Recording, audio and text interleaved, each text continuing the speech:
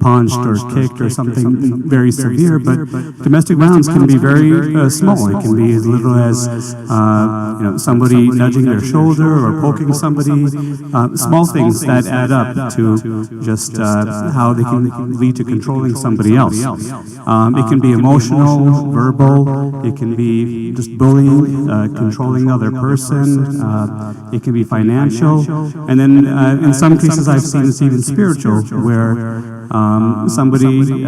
one person might be getting critical of how somebody is practicing their religion. They make fun of it. They just cause issues for that person to make them feel uncomfortable. And even in several instances, I've represented people, in our religion, and they've had issues. So, rather than go too far into it, I thought that I can just briefly summarize, just from the Islamic point of view. This could be a much longer lecture, but I wanted just to touch on this topic just briefly. But for the most part, it is something that the Prophet ﷺ, it's something that he had said that the best of you is the one who is best to his family. And in the Quran, it says marriage is a partnership based on love and mercy. And so a lot of times these days, we don't see that in several marriages. And I'm sure everybody here has seen some instance in, whether it's their own family or some other family. It's in everybody's family at some level. But some level of domestic violence where somebody has to step in and take action. And so the Prophet ﷺ, he at one point, he had been approached by about 70 women who were complaining about how their husbands had been treating them. And so at that point, he decided to take an action. And so he took several steps to try to improve the role or just the status of women in Islam after hearing all these complaints. And so that's so there's several hadiths relating to that, but again, I'm not going to go into all of them, but that's why afterwards he had changed things such as rights to inheritance. He had changed things like stopping temporary marriage. He had made the limit to the number of wives that men could have, and women could seek justice and divorce against their husbands as well. They didn't have all those rights before. And these days it's not just women who are suffering these problems. It's men also. So it's I've seen it on both sides. So it's something that needs to be addressed on a bigger level. And it's since it's becoming more prevalent. I didn't want to go too far into statistics, but just looking at a couple of different organizations, 1 out of 3 Muslim families have suffered some level of extreme domestic violence in their lives. Another statistic said 53% of women have had some kind of domestic violence experience at a higher level in the United States. And so it's something that's pretty prevalent still. And so as far as where to get assistance, not everybody knows where they can go for this. There are a few organizations in New Jersey, such as Wafa House, Manavi, and a few other organizations. And that's, I think that there's still more doors opening for people, but it's something that just needs to get addressed further. And so that's basically where I was going to shorten this presentation to, and then I'm going to pass it off to Brother Saeed. Jazakumullah khairan. Thank you. And I think we'll take questions after, inshallah. So if there are any questions regarding for Brother Omar, inshallah we can do that after. But before I move on to my presentation, I will ask my brother Salahuddin to join me on stage to offer a quick plug. Thank you very much, Brother Salahuddin and Brother Umar and your community. Bismillahir Rahmanir Rahim. I am with the Islamic Games of North America. Many of you probably heard about it or have been seeing it on social media and been talking about it. It's a sports and athletic event, one of the largest in the United States. It's happening this year after quite a few years of a gap where we did not have the games. So it's happening in Metuchen on June 3rd and June 4th. More specifically and more importantly, CARE is one of our sponsors of the Islamic Games. So that's why I'm here, really, to give them a boost, you know. But the Islamic Games is a multi-sport event. It's basketball, volleyball, soccer, cricket, track and field, archery, swimming. No, not swimming this year. Tennis, and there's a few more events that are happening at the Games. Many of you who are from this area might have remembered Islamic Games from the past, where you might have attended or your kids might have attended, and they're probably grown up by now. But it's back in town. If you want to learn more about it, you can go to islamic-games.com. Islamic-games.com. And, it's one of the few events that allow Muslims, and the reason why it was created was to allow Muslim athletes at all levels. If you're a weekend warrior, or you're an amateur, or you're a professional, it gives you an opportunity to participate in an Islamic, organized, and structured sporting event that's equal to what athletes are accustomed to in mainstream America. I grew up in sports. I lived all my life in sports, and I see what mainstream sports have delivered to athletes. And there are many Muslim athletes, many are hidden. You know, just like domestic violence, we don't bring it to the fore. A lot of Muslim brothers and sisters are athletes, but they can't perform at a higher level because there is no structured way of moving them up. Islamic Games' intention is to do that. Finally, Islamic Games is not only for brothers, it's for sisters. So we compete all ages from U10 to as high as after 30, 35. Brothers and sisters in basketball, volleyball, soccer, track and field, and just about all events we have. I want to thank again CARE for believing and partnering with us in bringing this healthy and rewarding event to the Muslim community. And I hope to see you and your school and your community and your teams and your family to enjoy a wonderful day of sports, athletics, and food and fun and games. Thank you. Jazakumullah khairan. Assalamu alaikum wa rahmatullah. Jazakumullah khairan. Thank you.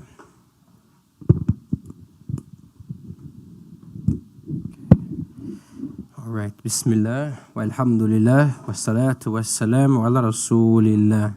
In the name of Allah, the most gracious, the most merciful. Assalamu alaikum wa rahmatullahi wa barakatuh.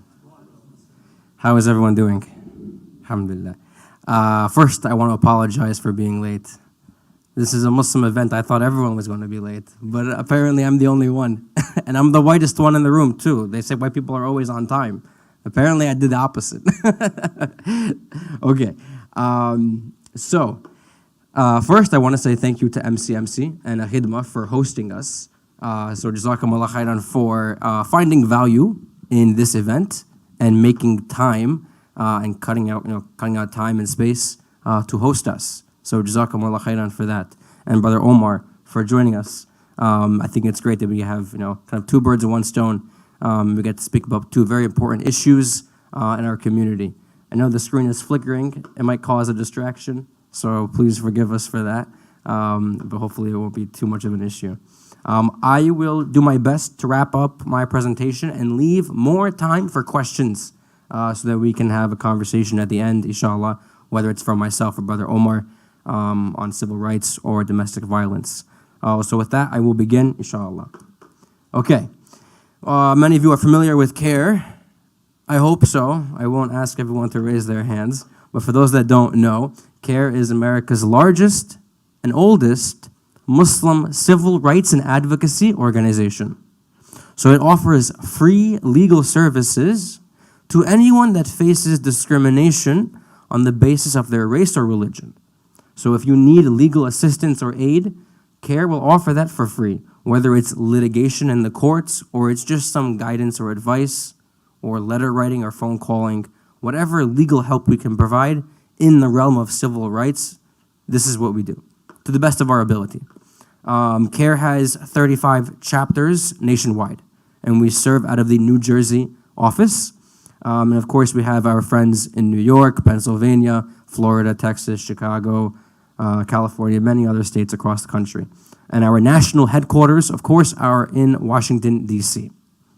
Now, the kind of, as you see on the screen, or you might not see it on the screen, sorry. Okay, but I'll tell you.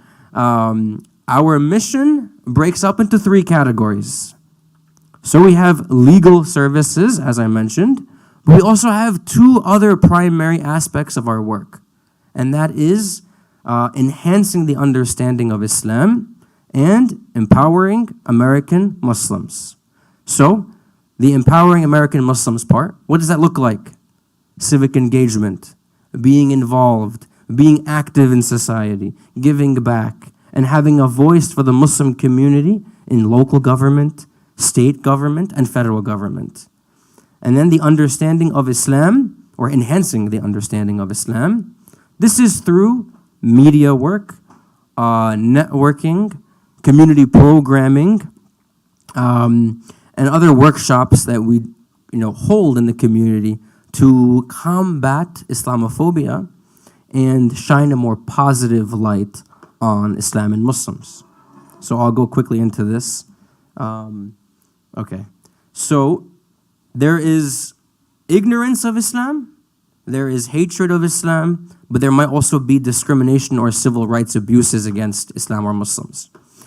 So what happens when people are ignorant of Islam? Or maybe there's just a misunderstanding. It's not always the case that people are racist or have hatred. Maybe they just don't know. Maybe they just have lack of understanding. There's an ignorance here. So what does CARE do to address this? As I mentioned, networking, outreach, seminars, workshops, diversity trainings, guest speaking at various events, interfaith programming, publications, and research and consulting. To give you an example of this long list of things I just mentioned, we work with corporations, public schools, nonprofits, government agencies to educate them about Muslim practices and the religion of Islam. An example, Ridgewood High School.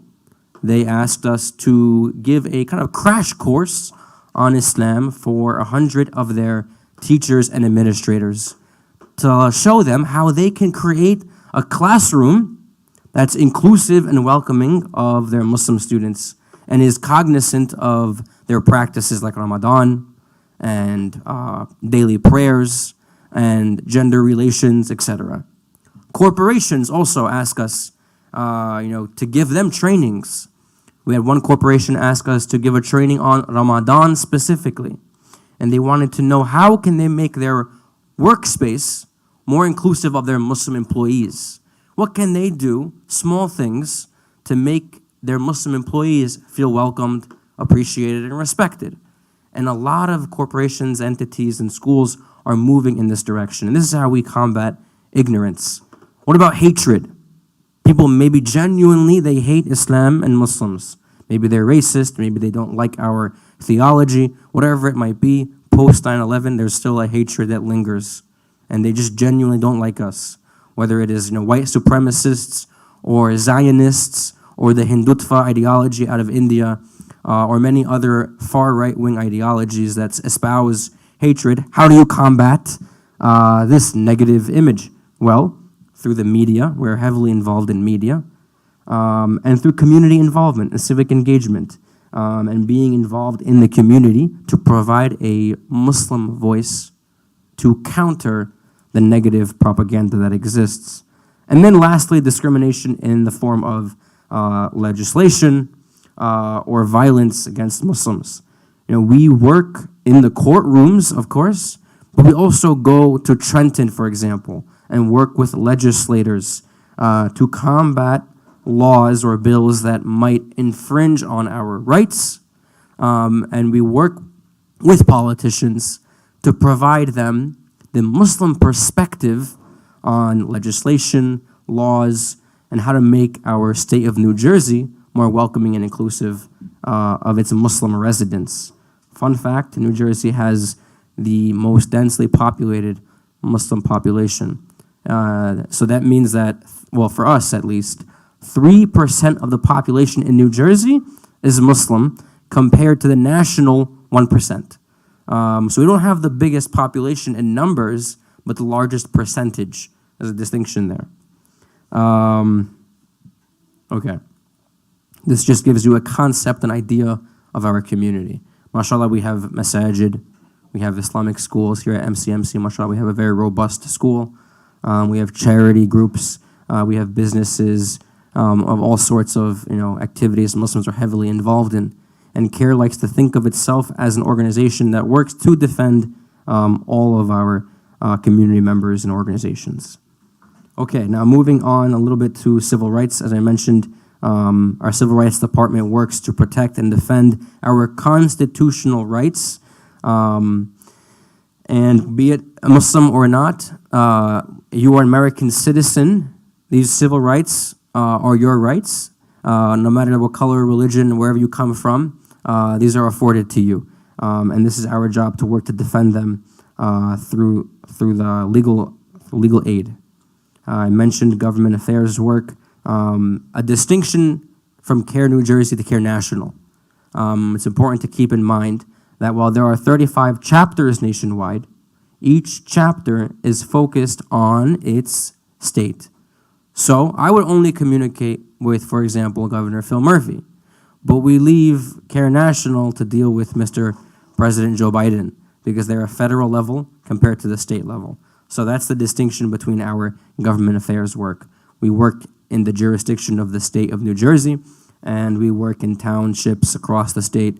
So Muslims, as many of us know, are primarily located in north and central New Jersey. So Edison, New Brunswick, Piscataway, Patterson, Clifton, Totowa, and then in South Jersey as well, Atlantic City, Cherry Hill, Voorhees, Princeton. Many of these localities have large populations of Muslims that run for office, that are Board of Education, council, men and women, even mayors too. We have a couple of mayors in the state. And now we have 2 Muslims in the state assembly for the first time ever. So we're very, very involved in government, and we work to get Muslims engaged in local government. And you can see on the screen, this is an example of one of our efforts that we host annually. It is to encourage Muslims to be active by bringing them to Trenton, the state capital, so that we can meet face-to-face with our assembly men and women to talk about policies that impact our community. Youth work. Some of the youth at MCMC are familiar with this program. We host this annually. It is a Muslim Youth Leadership Intensive that shows Muslim students, the ways in which they can get involved in their community, be it, religious leadership or civic engagement, and just giving back and being of service to local community members, and kind of exposing them to professionals in these different fields, and kind of encouraging them to find their voice and have the courage to speak up, and to root all of their activities in the deen of Allah Azza wa Jal. Right? Everything that we do at CARE, we always root it back to the principles of our faith. So this is what we teach many of our young people, to find inspiration in the deen of Islam. We mentioned a little bit about the media work, press releases, press conferences. We offer interviews, op-eds. An op-ed is a way for us to control the narrative, for example. Something might be happening in the state of New Jersey, and we want someone to weigh in on this, to start a statewide conversation, if you will. So an op-ed is a way to put out our perspective on something. It could be any topic, whatever it might be, police brutality, immigration, the Muslim Heritage Month resolution we're working on. It could be issues of Hindutva, it could be Zionism, it could be anything. If we find that we should maybe prioritize this issue, or write an op-ed, an article, to get our voice out there in the mix. Okay, going into the kind of know your rights section of the presentation, and then inshallah I will wrap up. Yes, I'm just being mindful of time.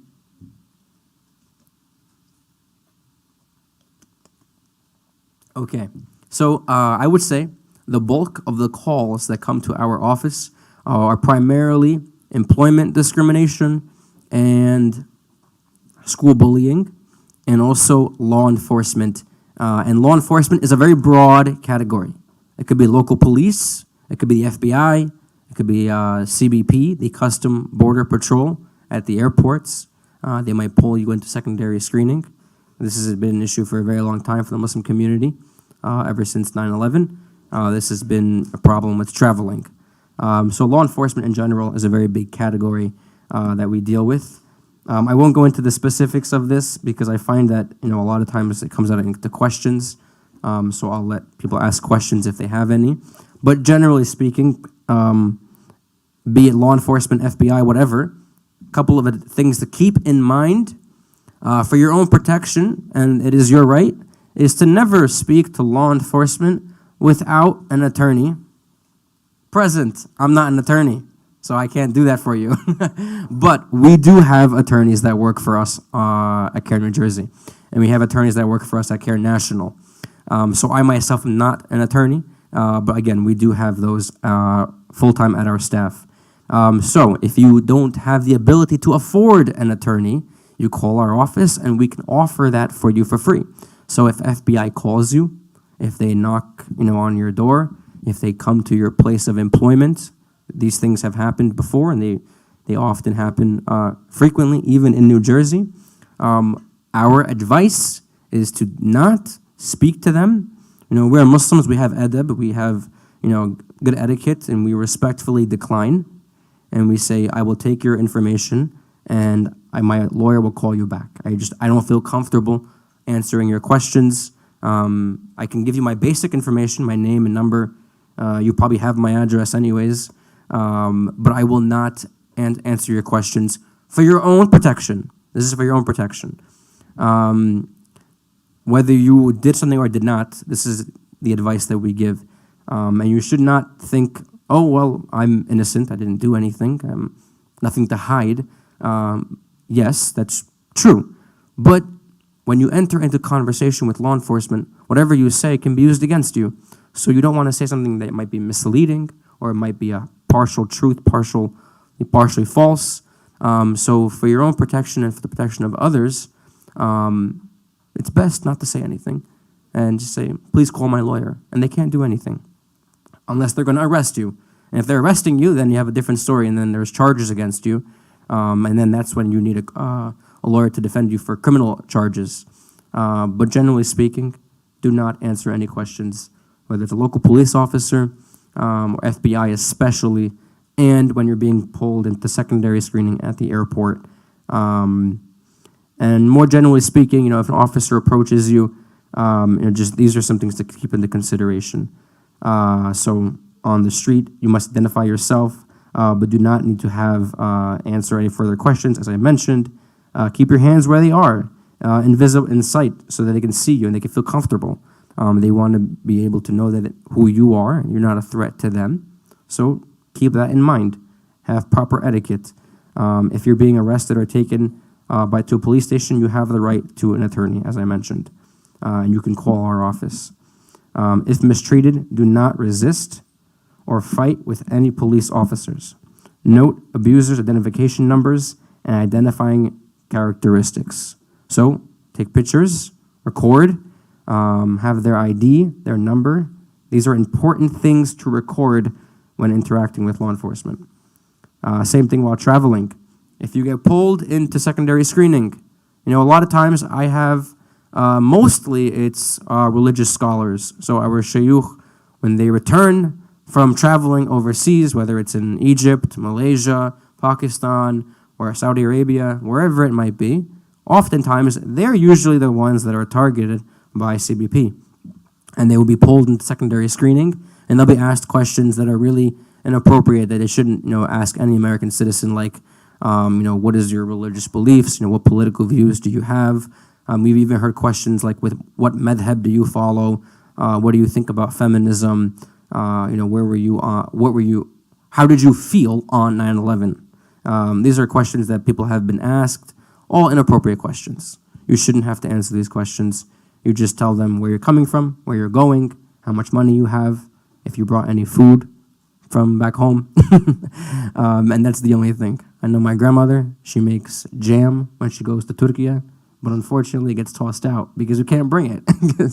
Depending on the luggage. I think if you bring it on the main luggage, it might be okay, but I think if you bring it on the carry-on, it might not be okay. And then there are like seeds and plants that you can't bring. So don't bring any of those foreign seeds or plants. But besides that, you should not have to answer any questions. And if you are pulled into secondary screening, please call our office. And if you anticipate that when you're going to be traveling next month, maybe, and you think in the past I've been stopped, so I don't want to be stopped again because it causes a hassle. My family, they have to wait. I get delayed flight. I might miss my flight, et cetera, et cetera. Call us, and we'll try to help you resolve the situation before you travel. Okay. Generally speaking, about employees and employment.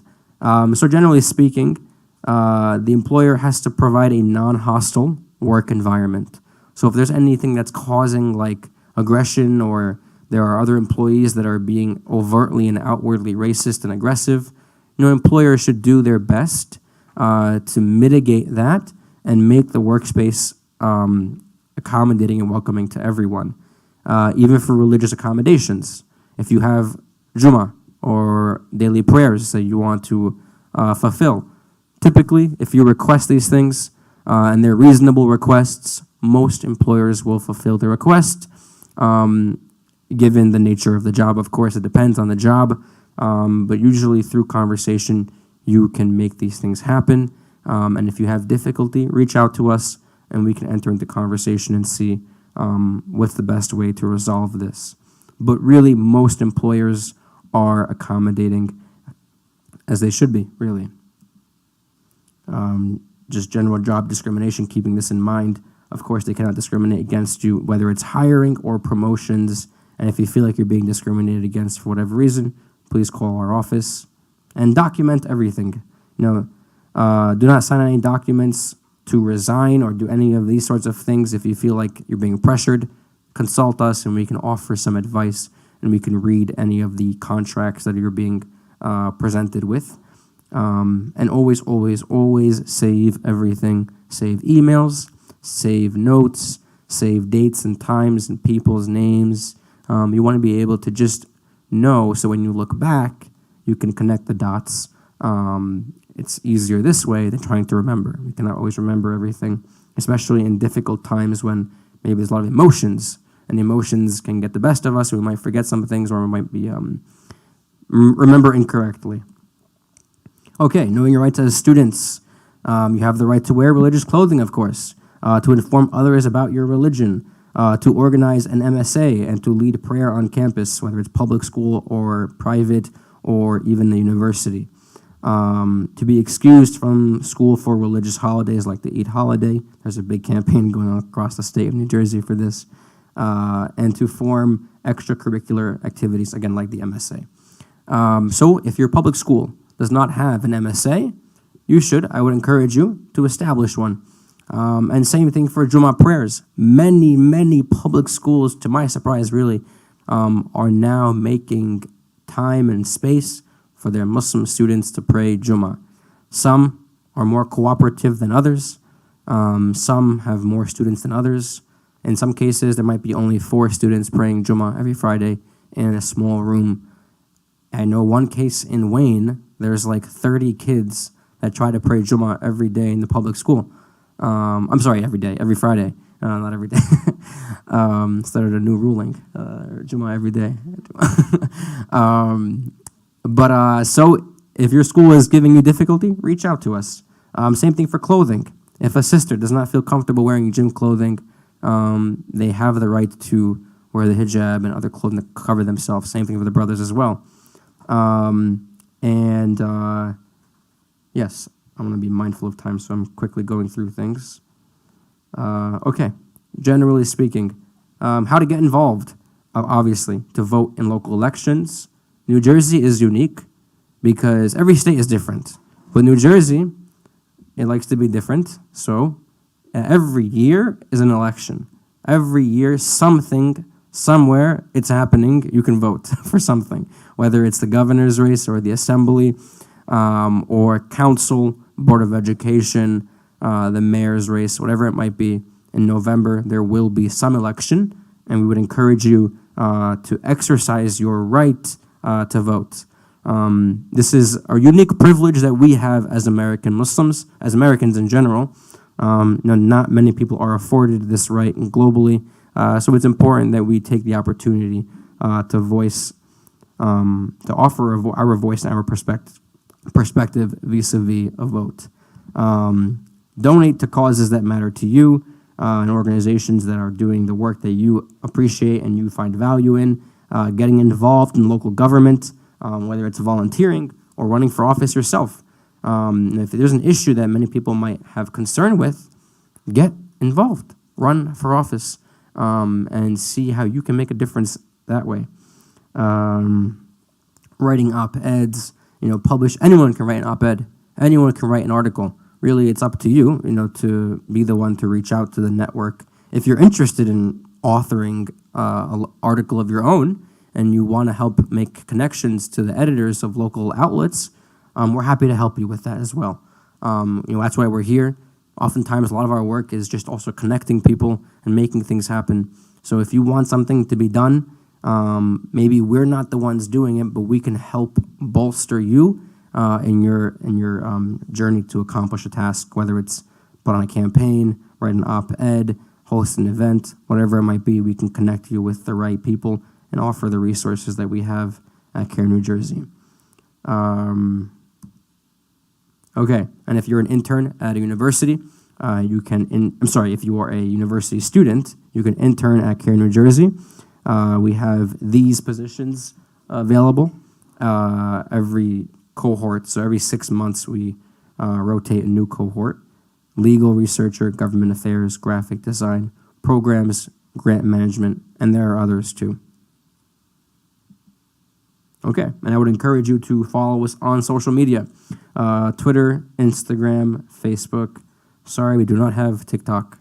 I'm not there yet. We're not that advanced. Maybe one day. But you can follow us on social media. And, of course, we have our newsletter. So that's through email. And we also have mail that goes out through postcards and letters as well. So if you're interested in following our work and the progress of CARE New Jersey, whether it's the advocacy work, the legal work, or the educational work, please follow us on social media. And we're very responsive. So if you want to ask a question, you have any concern, you want to highlight something, you can do so through these mediums. I will say that we're very responsive, and a lot of times, what the community members bring to our attention, we end up pursuing. So if they make a suggestion like, oh, there's no one doing anything about this thing, there should be an event on this, and then we end up doing it. Or a person brings to our attention an injustice in their town, we didn't know about it, now we know, and so now we pursue it and we address it to the best of our ability.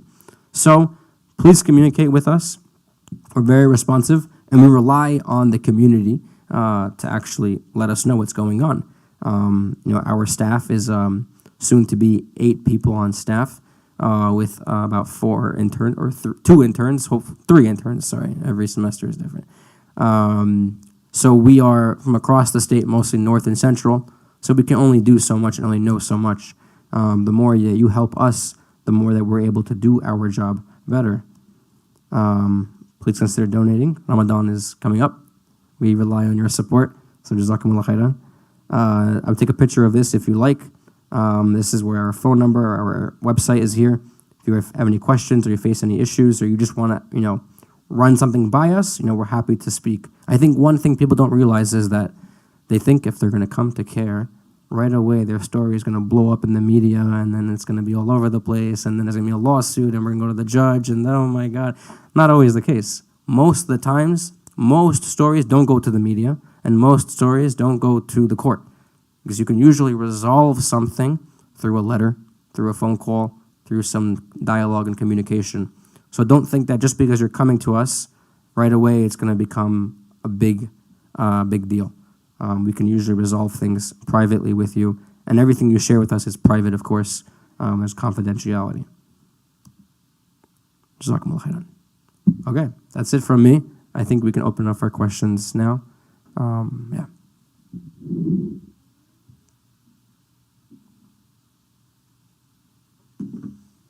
Okay. Yeah. No, okay, no problem. I always get, every time when we go traveling, I obviously go to England, always get stopped, I'm always randomly selected. Is it worth actually investing in the thing and having the thing done, the CSA? He said pre-check?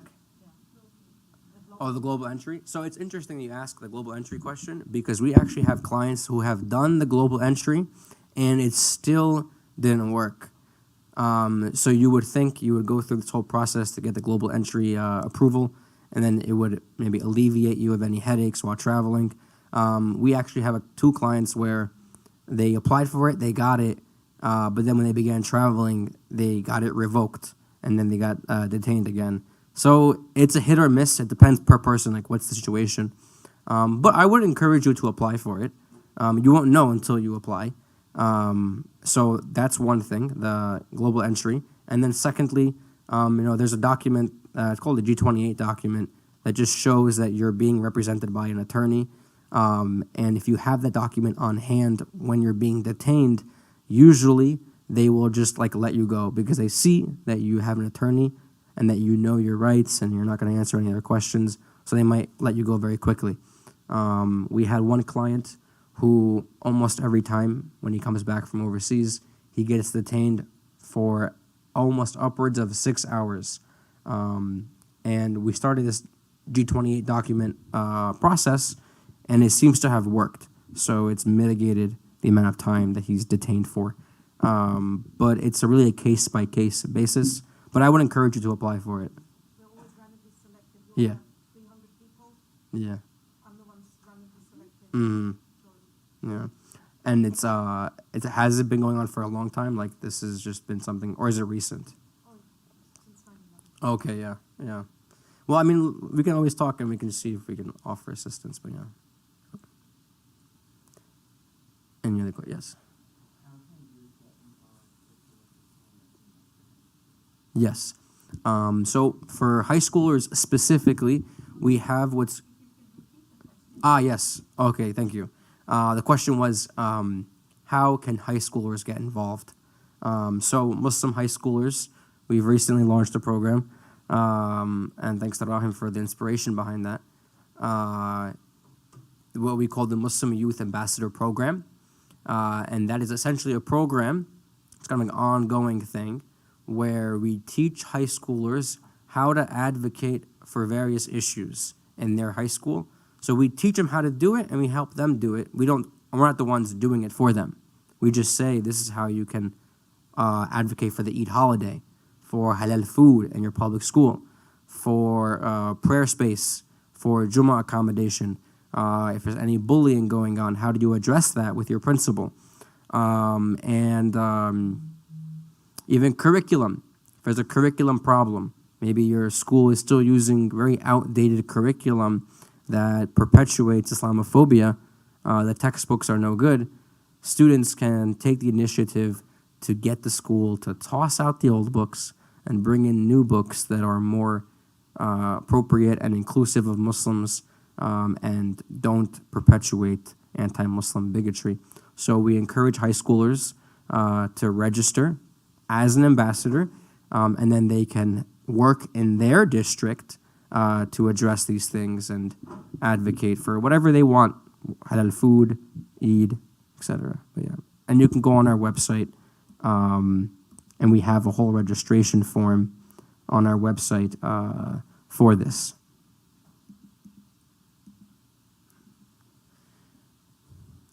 Any other questions in general, whether it's for myself or Brother Omar, or more broadly? Yeah.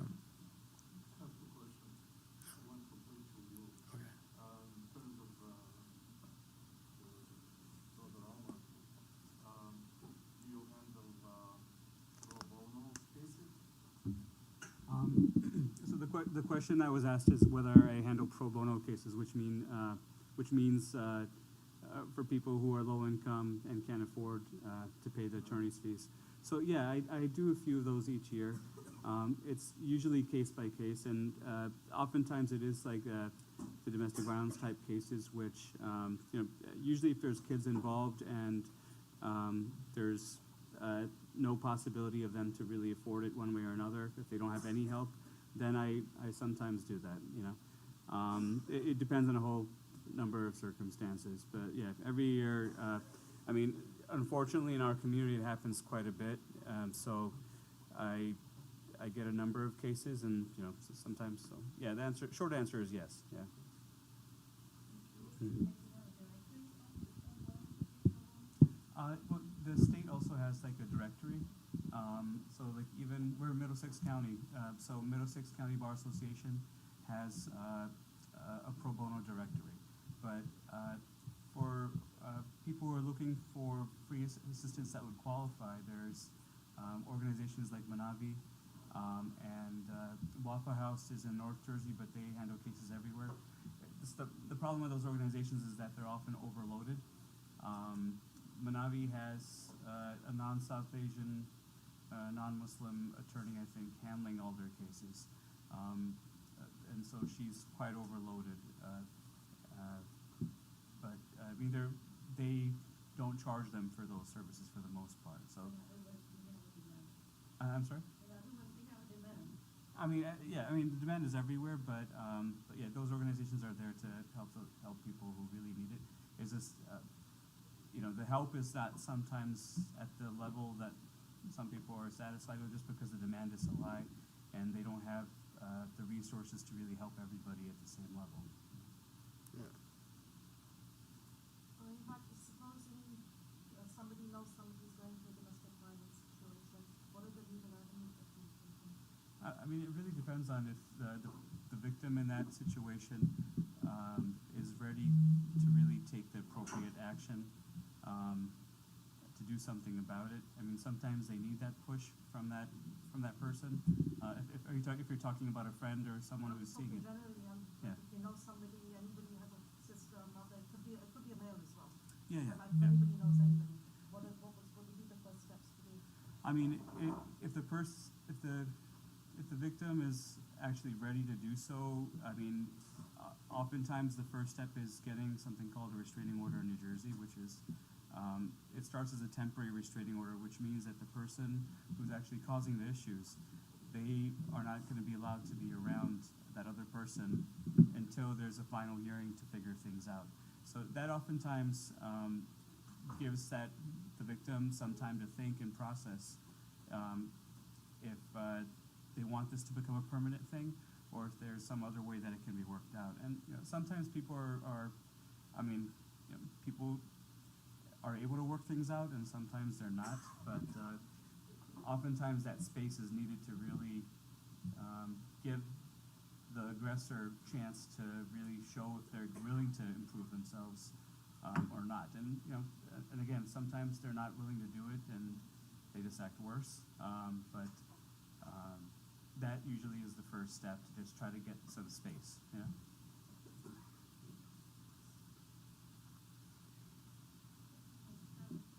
I have a few questions I was just going to look up. Sure. So about traveling, I know, anything that happens here is fine. That we will be able to report it to call, we can contact parents. What about in the destination? Like, because a lot of them, even with the post 9/11 or the Guantanamo Bay people who were restrained there, a lot of them were restrained when they were outside U.S. So even the sister, I think, from Texas, the professor, she was, taken into custody when she was in Pakistan. And the scare still, like when you reach out, the scare, like, Mm-hmm. If you are overseas and you have an issue, my limited advice would be like to seek out the embassy or the consulate, and that's where you have the protection because you're a citizen, assuming you're a citizen. But foreign issues like that, when it gets to something where you're overseas now and you're under another country, and they have their own laws and their own rights and the way they treat foreigners. That's beyond our scope, and we can't really help in that case. It would now, depending on the nature of the case, where you might be facing a serious violation or you might be in harm or something. There's a way we could potentially get Care National to weigh in, but your best bet, my advice, without my limited knowledge on foreign issues, is to just seek out like a consulate or an embassy. We had one client where they were being asked questions in London, but when you're in London, like, we can't help you at an airport in London. I mean, it's a different country and different laws. You're not a citizen there, so we cannot help you in that particular situation. But if you feel like there's imminent danger, or you have problems, and you're not in the airport, but you're traveling, I would seek out like the embassy. Yeah. So, I don't know how many questions. No, it's okay. Yeah. Okay, so the other question I had is, I know it said like a person is allowed one call. Like, does it mean like you can just dial any number of times unless somebody picks up? Oh, until someone picks up. Okay. So. Or does it have to be like, oh, you can call only your mom? Yeah, I think, I don't know, maybe you might know more. I mean, it's, Yeah. I mean, they, I don't think they- until you reach somebody, I Yeah. mean, like, if you have, I mean, they're a little bit more flexible about it these days than they are, you know, from what you see in the movies and stuff like that Mhm. before. Ah. Yeah, so, I mean, they're a little more flexible about that these days than they are from a few years ago, I think. Until you reach somebody, usually, I mean, because they don't really want to keep people in the jails because they have to pay for it too, you know? I mean, so it's expensive to keep people inside jails. So the faster they can get them out, if they can, if there's a chance for them to get out, then like they'll do that.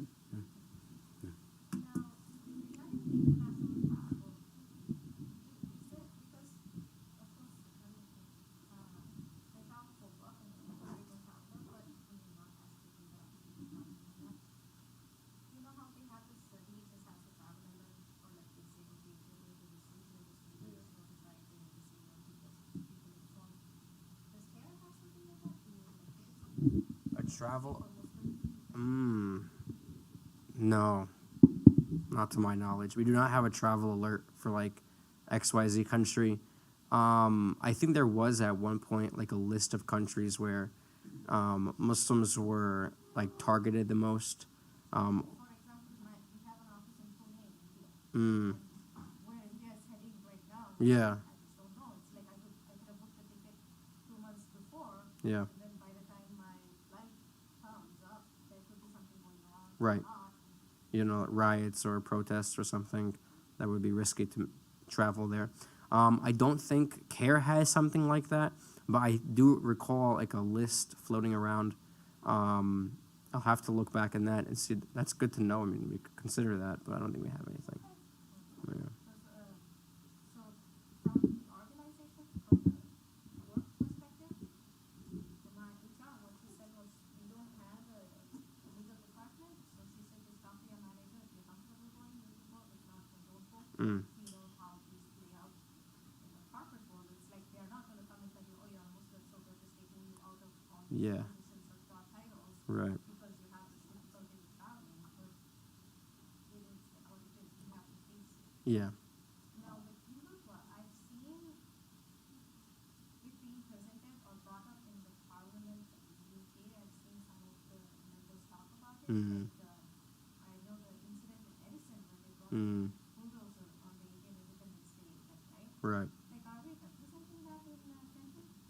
What do you mean specifically? As in, like, are we, I don't know, like, are we passing bills or the government to say, okay, hey guys, like, you know, you can't just, like, for example, you can say Jai Sri Ram in an Indian independence. Not your Hindu celebration. But Right. So it's a good question, especially with the bulldozers, in particular that were during the parade, the Indian Day parade. You may have seen the news that the local police are not pressing charges. There's no charges being brought against them. It's because ultimately the way they see it is that it's They're right. They're freedom of speech. And ultimately, it is that case, right? So while we don't like it, we don't like what they're saying, we don't like what they're doing, they're not violating any laws. It's their freedom to say these things, right? We can say horrible things. We can do horrible things. You mentioned a phrase. I'm not familiar with that phrase. Yeah. It's not illegal to say it. That's the problem. So those are the rights that are protected and afforded to all citizens. So that's the difficulty. And we don't like to hear that. And I know that many people were upset that no charges were being brought. And I understand that frustration. It's very difficult when you see these people who are outwardly spewing a lot of hatred against Muslims are getting away. Yes, the truck was very ridiculous. That's still ongoing, and I don't know what's going to happen there yet. We're still pursuing that. But the bulldozer, the conclusion was that they had the right to do that. But you spoke about Trenton. So what are we doing about it? I mean, what we can do is educate, right? You can't put a law out to ban Hindutva because it's an ideology, really. You cannot ban ideas necessarily. But what we can do is educate. So we've sat down with a lot of elected officials in Trenton and local officials, Teaneck, Edison, Woodbridge, other smaller towns across the state, and even the governor's office. And we sat down with DHS, with New Jersey's Office of Homeland Security as well, and with FBI agents. They came to our office and we spoke to them about it as well. And we just educate. And we explain to them, what is Hindutva? Why is it problematic? Why do we care? Why are we making a big fuss about this? We're explaining to them the history and just educating them. They're not Muslim. They're not from India. They don't know. They don't understand why we are raising a ruckus about this bulldozer and these trucks. So we did a lot of education, sitting down, talking to them, speaking to them about, again, all of these things. And that's really what we can do because it equips them with the knowledge. And then when they see something like it again, they can condemn it. If they see a law about it, they might learn more and they might stay away from promoting them. Yeah. It's freedom of speech. Yeah. So they always choose, when they go on their religious parade, they choose a mosque location. And they go on that street and chanting their Jai Shri Taunting. Ram. Yeah. And you never know who started vandalizing, like somebody will start throwing, and then the Yeah. fights break up. Yeah. They just want to instigate. Yes. Now, that's similar to what happened with the truck. Mm, This is a pattern that happens in India. yeah. No, it is very frustrating. It is the taunting, the intimidation.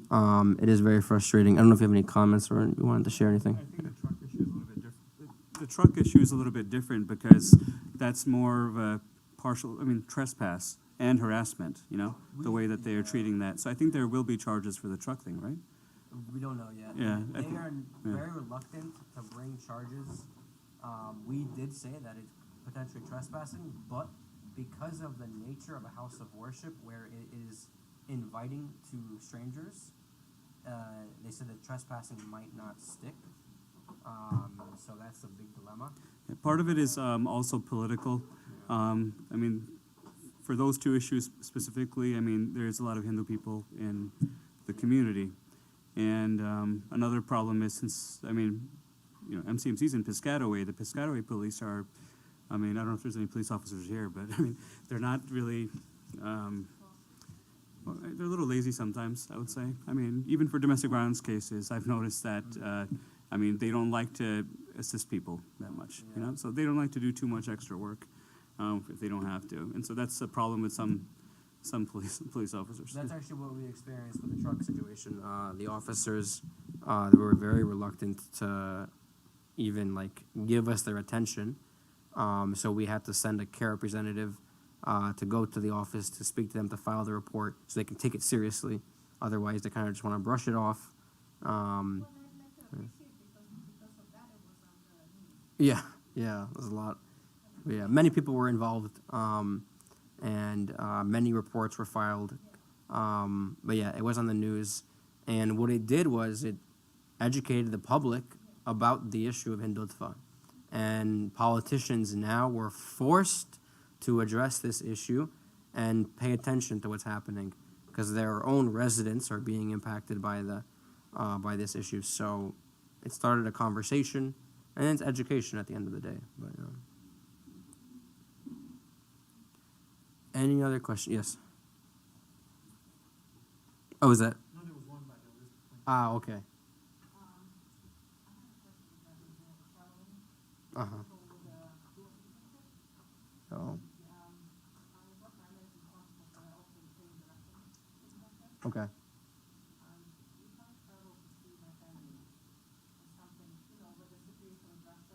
Mm. Right.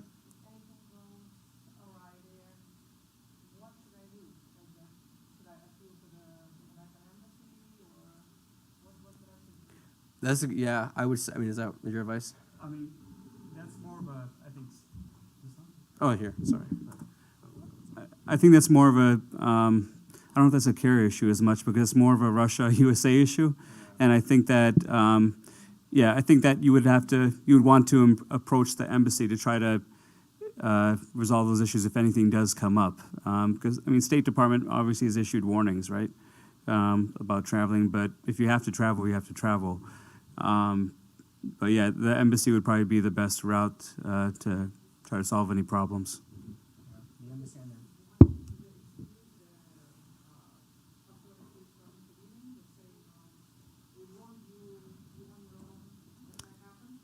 I mean, that can happen.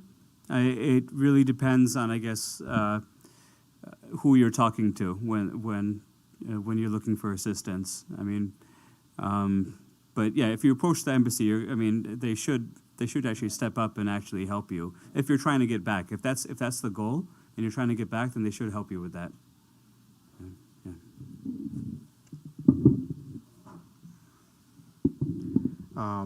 Yeah. I saw there was a question here. Yeah.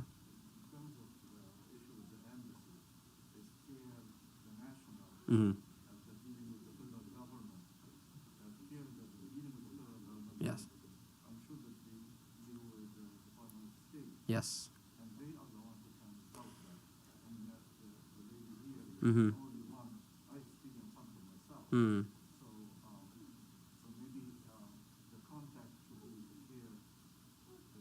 Right. Yes. You know, it doesn't. Yeah, when it comes to foreign issues, yes, the national office does work directly with the Department of State. So if there's a communication that can be had on behalf of an individual that's experiencing issues overseas, for whatever reason, we can try. But that is a little bit difficult for us. Yeah, it starts to like go into a territory where we're not too like equipped to address. The discrimination has to be based on Discrimination, yeah. being Muslim. Yeah, so if it's if they're stopping you for some whatever reason it might be, that's out of our scope. But that's why most of my advice I'll ever speak about is when it's happening here on the ground in New Jersey or in America in general, and you suspect that there might be some sort of like discrimination involved. Yeah.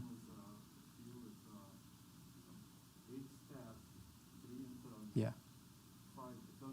Oh no, I wish. 5. So we have myself, our government affairs person, our communications, the media person, programs, operations, outreach, and then we have one full-time lawyer who will be joining very soon, and we have one part-time lawyer. So one full-time, one part-time lawyer, and then the interns.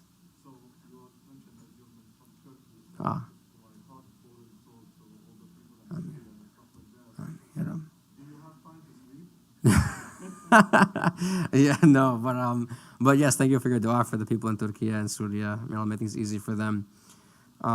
Yes, the hours are long. You can ask Lamia; she's part of our team.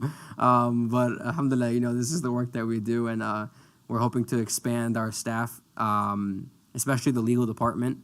You know, I wish one day, hopefully, we can have more lawyers to take on more cases, because there is a high demand, whether it's in schools or whatever it might be. But yeah. One last thing. Yeah. In terms of you dealing with two things here, Islamic people Mhm. that they are the minority, you mentioned 3% in New Jersey, the largest, Right. and but we are not minority. Muslims is all over. Globally, yeah. So how come, for example, when we do not have our holiday Mm. is a national holiday? Yeah.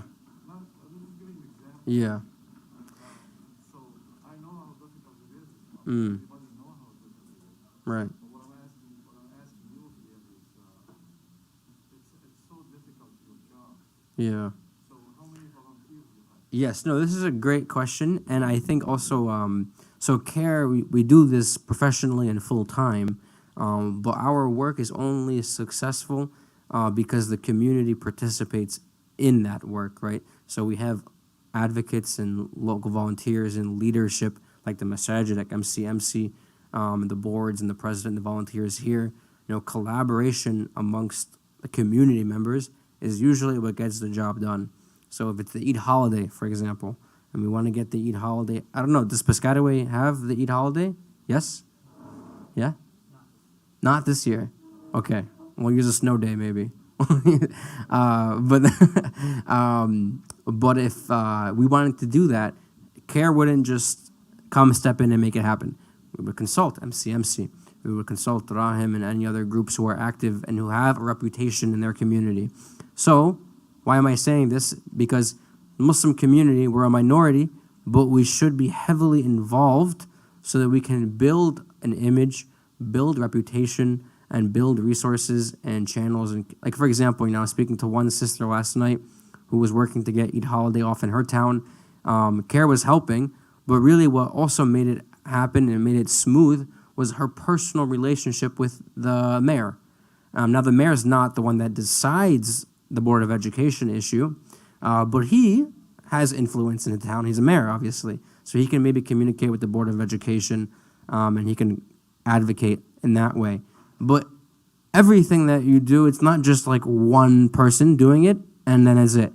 There's multiple layers and multiple factors working together to get one thing done. So CARE is working full-time, but we have many people, mashallah, who support the work and who contribute to the cause. But yeah, 2 minutes? Okay. That reminds me, what we can do is after Salah, because the Gaba will come in a few minutes, they can come and eat. Come back and eat. Okay, so after. Just do this little. Okay, yes.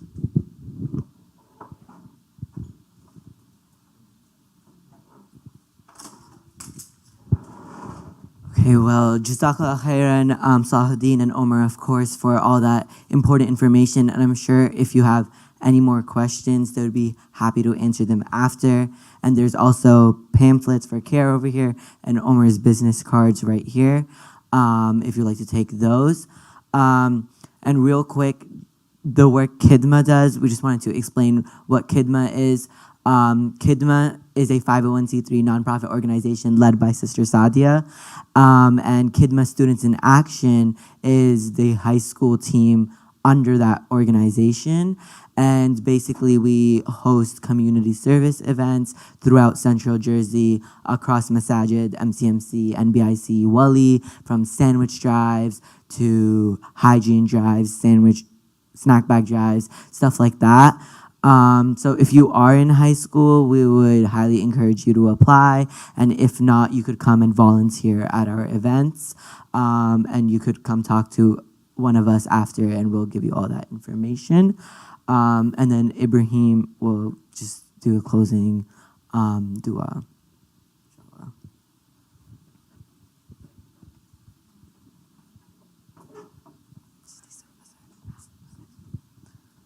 بسم الله الرحمن الرحيم والعصر إن الإنسان لفي خسر إلا الذين آمنوا وعملوا الصالحات وتواصوا بالحق وتواصوا بالصبر. Jazakallah everyone for coming, really appreciate it. And Isha's at 8. so we could pray Isha and then come back for